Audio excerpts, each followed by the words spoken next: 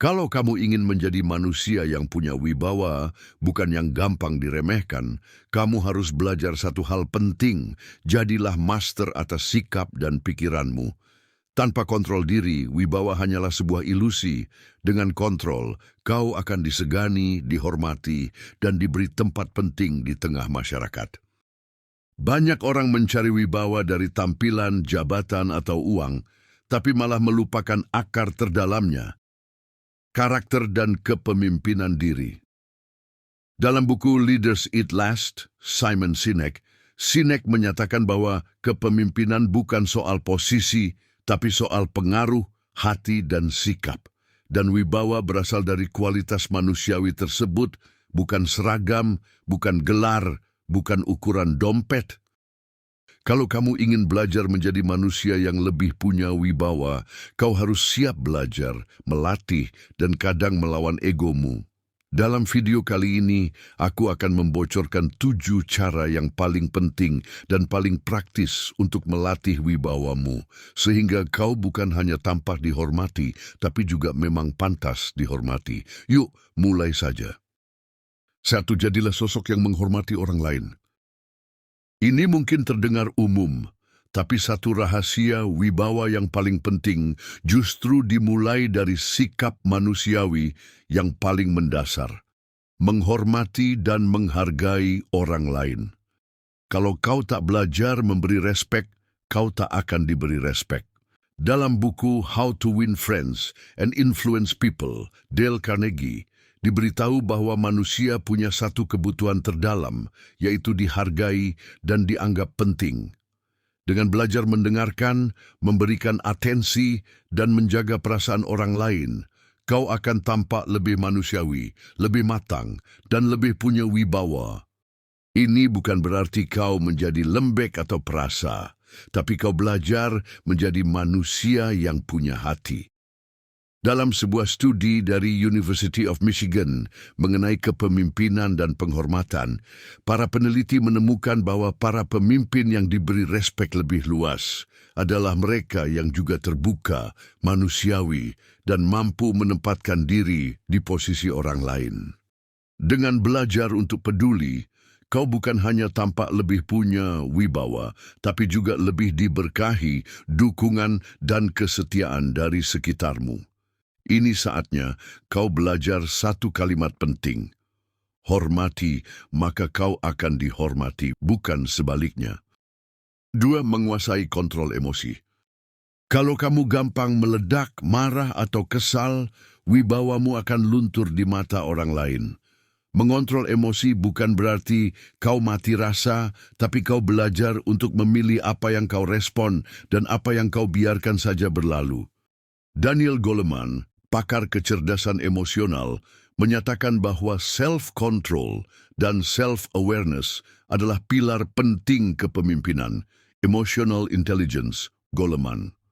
Dalam sebuah studi di Harvard Business Review, para manajer yang mampu menjaga emosi di tengah tekanan lebih dihormati dan lebih dipercaya oleh timnya. Mengapa? Karena mereka tampak matang, mampu menenangkan masalah, dan mencari solusi, bukan malah menjadi masalah itu sendiri. Ini juga soal belajar untuk tidak gampang terprovokasi, melatih pernapasan, dan belajar untuk meluapkan emosi pada saat yang tepat dan tempat yang tepat. Dalam buku Atomic Habits, James Clear diberitahu bahwa jika kau melatih diri untuk berhenti sebentar sebelum bereaksi, kau akan lebih mampu mengambil keputusan yang matang, manusiawi, dan bijaksana. Dan inilah yang membuat wibawamu naik, bukan turun. Singkatnya, jadilah tuan atas emosimu, bukan budak darinya. Dengan cara inilah kau tampak lebih tenang, lebih matang, lebih pantas dihormati, dan lebih punya wibawa. 3. Jadilah tegas dan konsisten. Ketegasan bukan berarti kau harus keras atau sombong, tapi kau punya pendirian yang jelas dan tak gampang goyah. Dalam buku Good to Great, Jim Collins, para pemimpin yang sukses adalah mereka yang tegas mengenai visi, prinsip, dan standar moralnya. Ini terjadi karena manusia lebih respek pada kepemimpinan yang punya sikap, bukan yang plin-plan.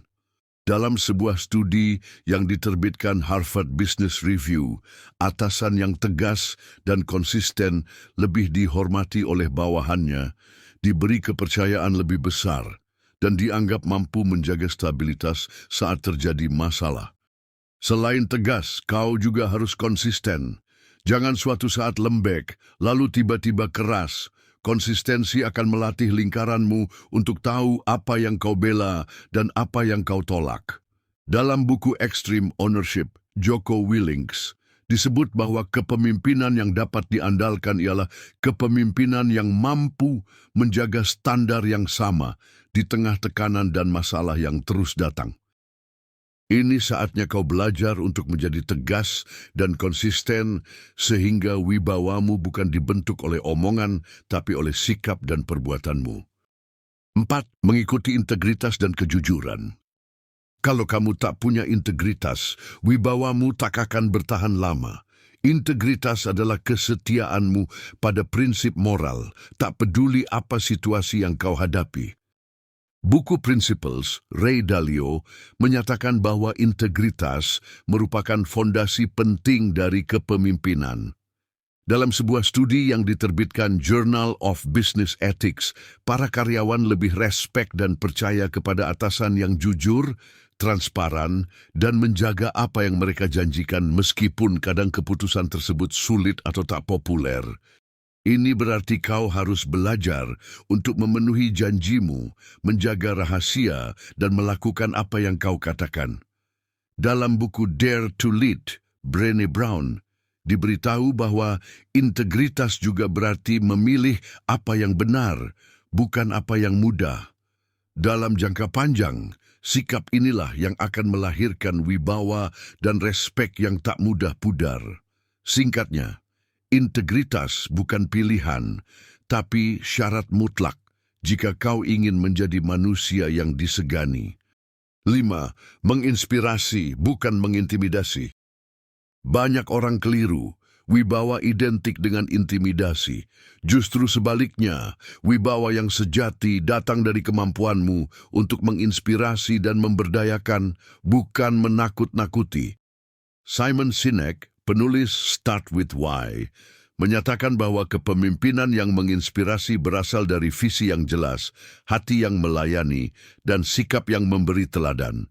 Dalam sebuah studi di Harvard Kennedy School, para atasan yang mampu menjadi sumber inspirasi lebih dihormati dan lebih diikuti, bukan karena paksaan, tapi karena visi dan moral yang mereka perjuangkan. Ini juga soal belajar untuk mendengarkan, memberi dukungan dan melibatkan orang lain, sehingga mereka turut merasakan kepemilikan dan makna.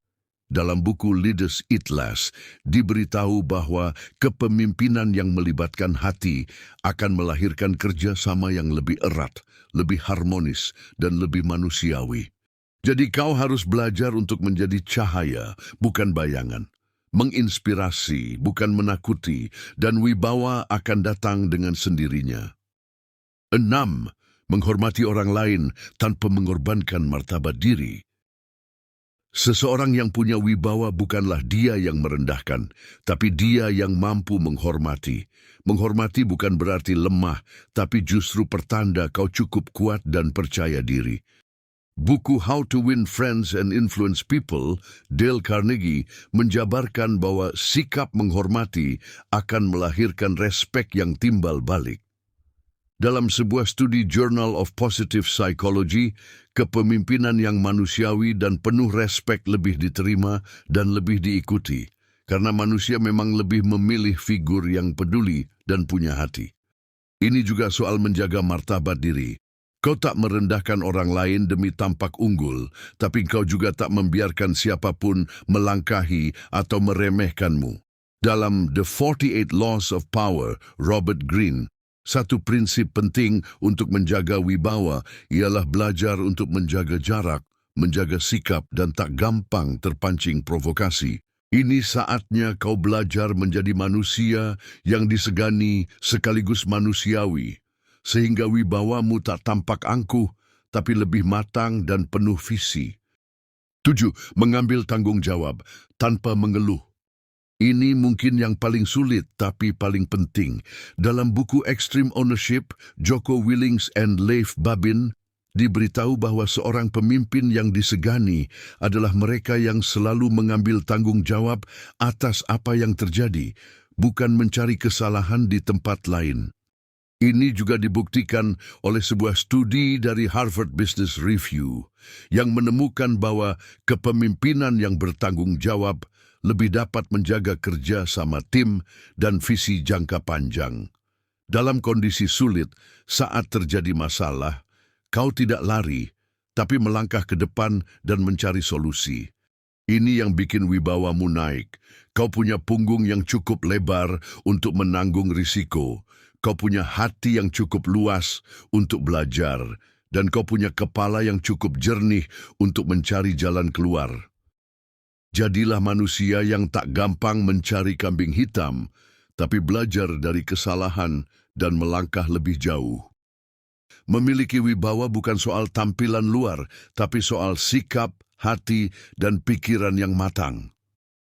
Dalam buku Leaders Eat Last, Simon Sinek, kepemimpinan yang paling disegani ialah kepemimpinan yang melayani, melindungi, dan memberdayakan. Ini saatnya kau belajar untuk menjadi manusia yang punya visi, prinsip, dan hati yang teguh. Jadilah cahaya di tengah kegelapan, menjadi teladan yang tak mudah digoyahkan, dan mampu menjaga integritas di tengah tekanan. Dengan menerapkan 7 cara tersebut, kau bukan hanya akan disegani, tapi juga diberkahi.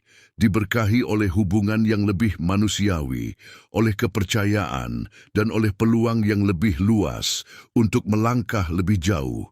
Jadilah versi diri yang paling matang, paling bijaksana, dan paling luar biasa.